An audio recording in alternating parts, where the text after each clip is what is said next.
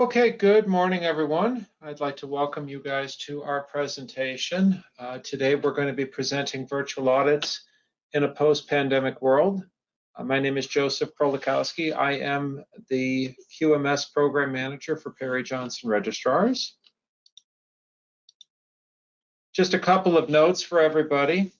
All of our attendees are on mute, but we definitely want to address your questions if you happen to have questions.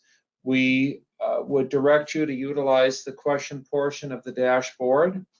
One of the more common questions that we get is whether or not the presentations will be made available after we're finished. We do make our presentations available in two ways. Firstly, if you'd like to get a copy of the slides will be available for download from our website at pjr.com shortly after we're finished. And if you'd like to rewatch this webinar with the voiceover, we do post all of our webinars to our YouTube page, and the link for that can also be found on our website. Now, if you've got any questions about the presentations in general, you can reach out to us at pjr@pjr.com. As I said, my name is Joe Krolikowski. I'm the QMS Program Manager for Perry Johnson Registrars, and I'm part of the team that approves virtual audit requests. So our topics for today, we're going to be addressing where virtual audit policy comes from and what goes on in the lead up to a virtual audit and what steps have to be followed in approving the virtual audit. Now, this process changed pretty significantly this year, so we're going to be going over some of the newer controls and the newer oversight that were introduced. We're going to talk a little bit about the very important aspects of hybrid audits. We'll talk a little bit about how virtual audits are intended to be the same in terms of conduct and documentation as an on-site. I'll have a couple concluding remarks, and then we'll be glad to take your questions. Now, in terms of official policy for the virtual audits, we have two documents that we abide by. Both of these are from the IAF, the International Accreditation Forum. Now, we are an accredited certification body. We're actually accredited by 4 international accreditation bodies for ISO 9001, for example. The 2 primary of these are ANAB and UCAS. So what are these 2 IAF documents? Well, the first one, going back to when we were still kind of in the midst of the pandemic, was ID3. That's informative document number 3, which gave us some guidance on delaying audits and things of that nature. More kind of on the nose in terms of the conduct of a remote audit, we look to MD, or Mandatory Document 4. This is for the use of information and communication technology, or ICT, for auditing and assessment purposes. Now, all IAF documents are public domain. So if you want to get a copy of it for yourself, any IAF document, all you need to do is visit their website and download it for yourself. You can also just Google the document and it will come up and be available that way as well. Now, ID3 and MD4 both require that PJR perform what is called a risk-based assessment as to whether or not the virtual audit is possible. The idea is, and I'm sure everyone can understand this, by introducing a virtual element to the audit process, you're introducing a risk to the audit's effectiveness. That's kind of the idea behind this risk-based assessment. How much of an impact is the transition to a virtual assessment going to be? How much of a challenge is this going to represent? So we have to have a document that shows we did this risk-based assessment. So we created document F108 ICT in order to gather the information that we need and to then make the risk-based assessment. Now, the F108 ICT is broken up into three pieces. In Part A, we have a section for the scheduler to complete, if applicable. Part B is completed by the client, again, if applicable. And Part C is completed by the client in all cases. I'm going to walk you through what's in each of these three sections, and you'll very shortly see kind of the logic that was employed here. So in Part A, this is a section that is strictly for our internal team, for our team here at Perry Johnson. And this is the first list of justifications for a remote audit. Why are we asking for a remote audit? So this is going to cover things like audit or medical issues, or if by chance this audit is only going to be for administrative areas. Perhaps a hybrid audit is what's being asked for. So we already know that some of the audit is going to be on site, but we're asking for some of it to be virtual. Could be a travel warning that's being issued by, for example, the US State Department. PJR is obviously performing its own verification in those instances. Now, if you receive the F108 ICT from the scheduler and Part B has been left blank, the expectation is that you need to complete Part B. If Part A has been left blank, you need to then fill in Part B. That means that the party requesting the virtual audit is you, the client. So what are some of the justification options in Part B? Well, we've provided a fairly extensive list. We are still accepting COVID-19 as a justification. However, we are, as a matter of policy, stating that we need to see evidence of positive testing. Now, this can be in a redacted fashion if you wish.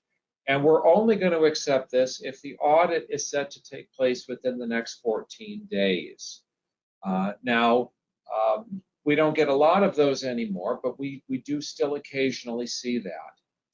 If you are an organization with a remote and or administrative business model, so if you are into data processing, if you're a staffing service, something like that where you're not involved in manufacturing, that's an accepted justification. If you have a no visitors policy, we will potentially accept that as justification. Again, we need to see evidence of it. We need pictures from your front door showing that you have a no visitors policy posted. And our auditors have been trained to verify enforcement of a no visitors policy. So in other words, if they're performing their audit and you've got customers visiting you or you've got suppliers visiting you, we have instructed them to report that back to us. That means that the virtual audit was approved under false pretenses. That is allowed, but you need to be consistent with that no visitor policy. Again, governmental travel restrictions, again with proof. It could be that you're asking for a hybrid audit. Now, we will be providing some details on that a little bit later in the presentation. And potentially, we will consider other justifications. Now, in terms of justification options that will not be accepted, we are not going to approve a virtual audit on the basis of a client wanting to save money on audit or travel, or just because your audit last year happened to be virtual, or because your salesperson promised you that the audit would be virtual, or your scheduler promising a virtual audit. Understand that our ongoing preference is going to be for an on-site audit. Again, remember, the virtual audit introduces risk into the equation, and we want to manage audit risk to the full extent possible. This is particularly true for organizations that manufacture or handle a tangible product. Now, in terms of Part C of the F108 ICT, we have some questions in terms of eligibility for a remote audit. So now we've gotten past justification. Now we need to see, do you actually qualify? So it's a variety of questions. Will you accept Microsoft Teams? Are your records maintained electronically? And please note that we're asking if 100% of your records are maintained electronically. Are you going to be conducting normal operations at the time of the audit? Do you have sufficient hardware, Wi-Fi coverage, cell signal, etc., to enable the audit to be done virtually? Is the auditor going to be permitted to perform live video interviews with the staff, including management and process owners? Now, please note, telephone interviews are not an acceptable substitute for video interviews. This is straight out of the IAF mandatory document. Does your organization have the technical capability to support a remote audit? Do you have the ability to troubleshoot? If you've been audited virtually in the past, how did that go? Have there been changes in your system since the last audit? Do you consent to PJR potentially recording some of your audit to review at a later date to make sure that the audit was carried out in accordance with our policies? Do you consent to PJR potentially joining the audit to validate its integrity? And do you agree to a technology test session in advance of the audit? Now, there's a lot of things that we expect you to understand from how we've written this F108 ICT. Firstly, there's more than one reason to have a virtual audit. Our long-term plan for virtual audits was always that we wanted to get past the emergency use that we had under the pandemic. Now, it's important to bear in mind, the CDC declared the pandemic over way back in May of 2023. It's been over for over a year now. So we are very much interested in providing remote auditing services, but it needs to make sense, and it needs to be used in a way that does not introduce an unacceptable amount of risk into the audit process. We have a lot of clients that have business models that are a natural fit for remote auditing. And the key is to capture the rationale for the remote audit in a traceable manner. And also, another key takeaway from this, the client has a responsibility to ensure that the remote audit is successful. Now, I can't emphasize this next point enough. Remote auditing is a privilege. It is not a right for the client, and it is not a right for the auditor. On-site audits are the default position.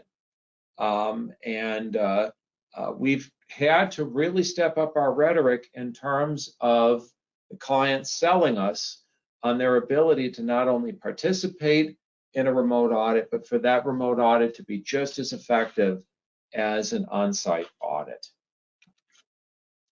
So to make our position on this perfectly clear, these three conditions must be met. Number one, the virtual audit means that there is a live chat over a person-to-person interface with live sharing of the auditee screen. That is mandatory.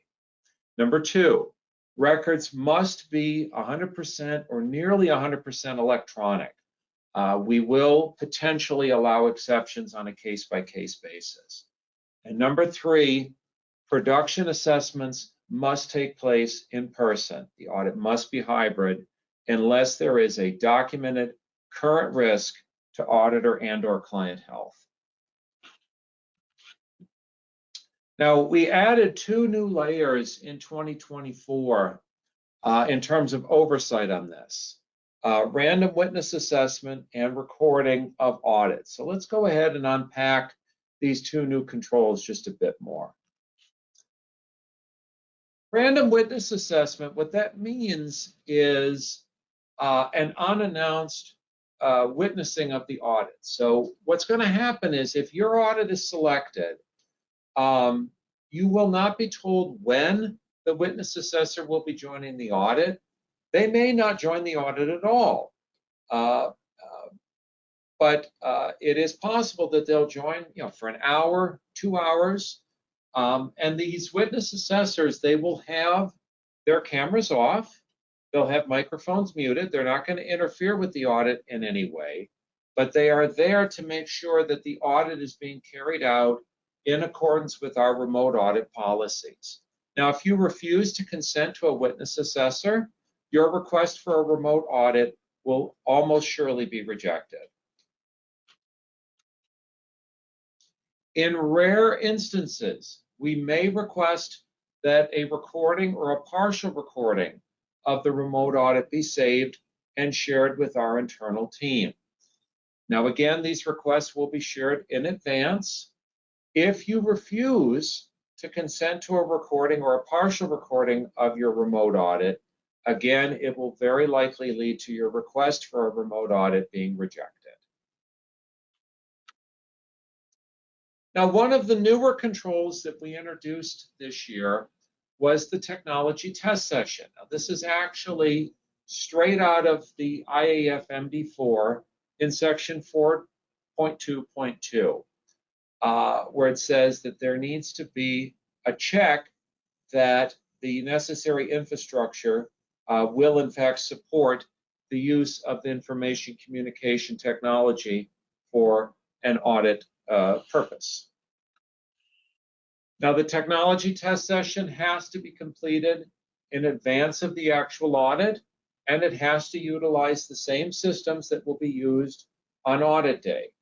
Now, if it results in a negative recommendation, it will mean that your audit must be conducted on site. In other words, if the technology test session can't be pulled off, then we are in a situation where we have to go on site because there is now an unacceptable amount of risk to the effectiveness of the audit process.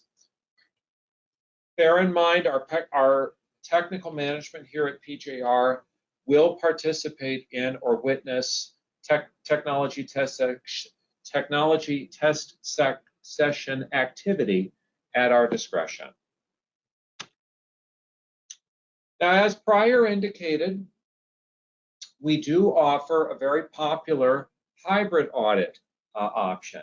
We feel that this does offer a lot of benefits, both to clients and to auditors. There's cost savings and scheduling flexibility and so forth. So if your scope includes any form of manufacturing or warehousing, what have you, and you're requesting a remote audit for anything other than an actual health emergency, our preference is going to be for a hybrid audit.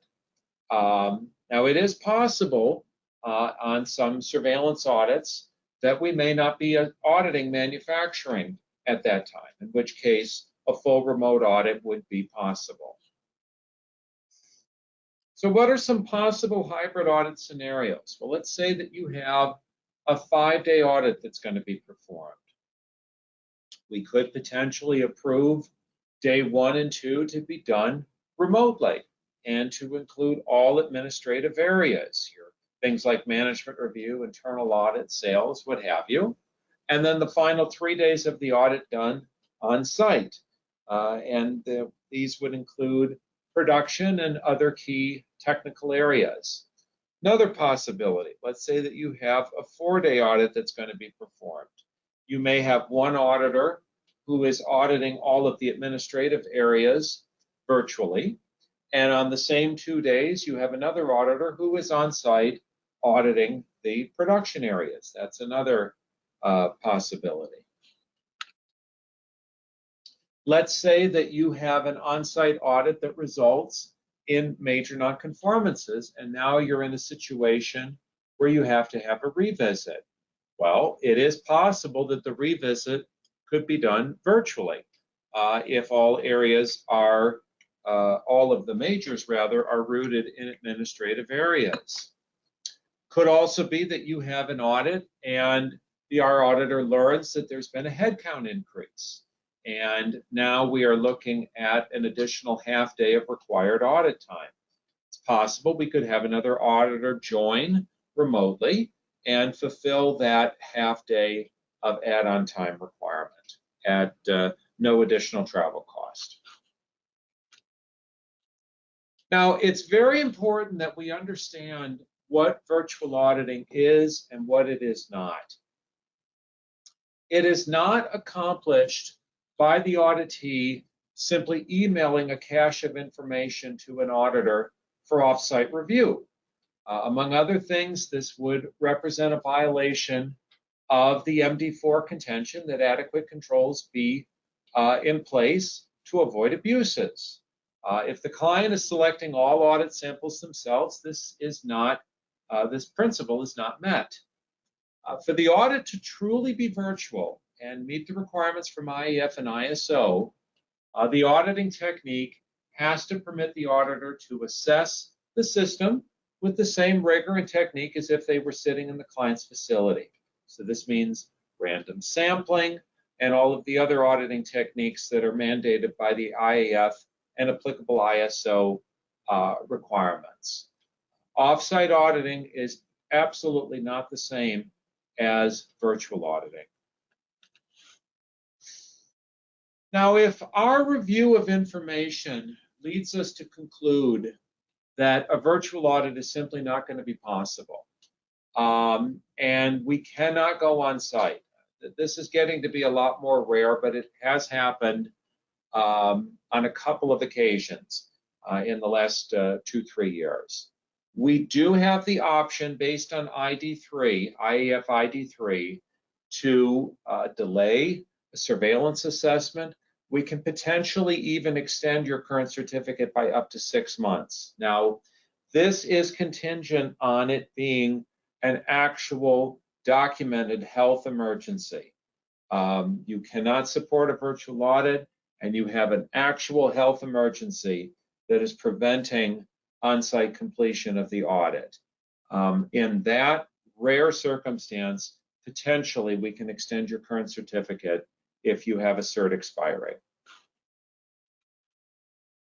Now, obviously, we feel there's a lot of information that can be looked at virtually. This is a partial list here, all kinds of possibilities: product design, order entry, some of the high-level administrative areas like management review and corrective action. Obviously, your website review can be performed virtually, complaint processing, what have you. Lots of possibilities. As I mentioned, random sampling is still required. This is part of the maintaining the integrity of the audit process. The screen sharing capabilities that we have from virtual meeting software is intended to make it feasible for your auditor to review your screen and to tell you what they want to see. The auditor has to select their own samples just as if they were on site.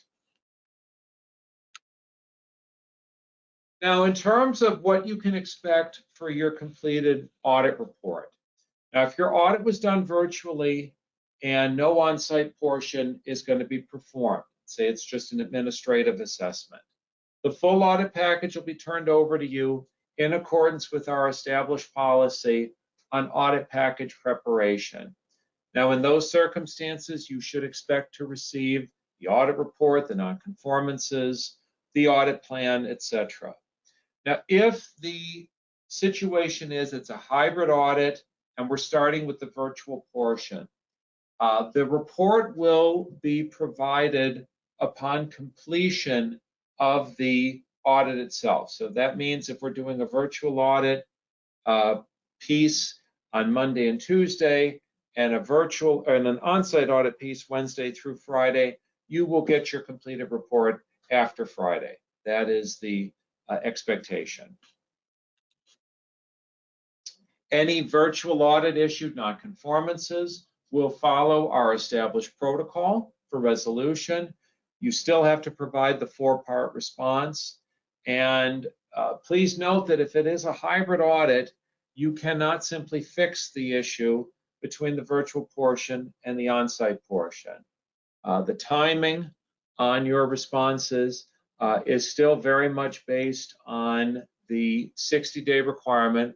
And again, it's from the full completion of the audit. So in conclusion, we want to be reasonable in offering as many options to our clients as possible to ensure a value-added audit experience. But we must be cognizant of industry requirements and ensure that we are not performing a remote audit with insufficient justification. We do hope that you will find benefit in our remote audit options. I'd like to invite you to tune in for one of our other webinars. We have a special presentation on advertising your certification and the various bylaws associated with that. We also have a special webinar on filing for disputes and for working with PJR after you've achieved your certification. We have webinars on a wide variety of other topics, corrective action, stage 1 audits, etc. If you'd like to be kept informed of the latest news automatically, the best way for you to do that is to visit our website at pjr.com. If you go to the bottom of the page and put in your email address and click subscribe, you will be opted in for updates on changes to the standards, upcoming webinars, and other points of information. I do thank you for your time. I'm going to go ahead and unlock the question portion.